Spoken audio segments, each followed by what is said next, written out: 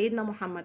النهارده هنعمل مع بعضينا وصفه سهله وبسيطه جدا. هنشوي اجنحه الفراخ في الفرن بصوص جميل جدا اسمه صوص البابريكيو. مش هتشتريه من بره، انا عملته معاكم وهنزله لكم وهيعجبكم جدا. بصراحه الريحه كانت فظيعه والطعم كان رائع. وممكن تعملي بدل الاجنحه ديت ممكن تعملي دبابيس او فراخ كامله، مفيش اي مشكله، تنفع اي حاجه. يلا بينا مع سر جديد من اسرار المطبخ وشوفوا هنحضر ايه لاحلى اجنحه فراخ في الفرن.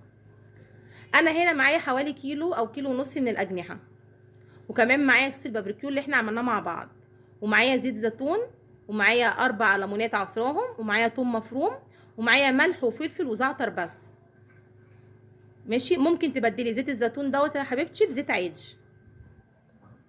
انا هنا هنزل بالحاجات بتاعتي، انا هنزل بالصوص بتاعي اللي انا عاملاه، وبالزيت بتاعي زيت الزيتون. وزي ما اتفقنا ممكن اي زيت، ما تقوليش بقى انا ما عنديش زيت زيتون هتقف الوصفه، لا، اتصرفي.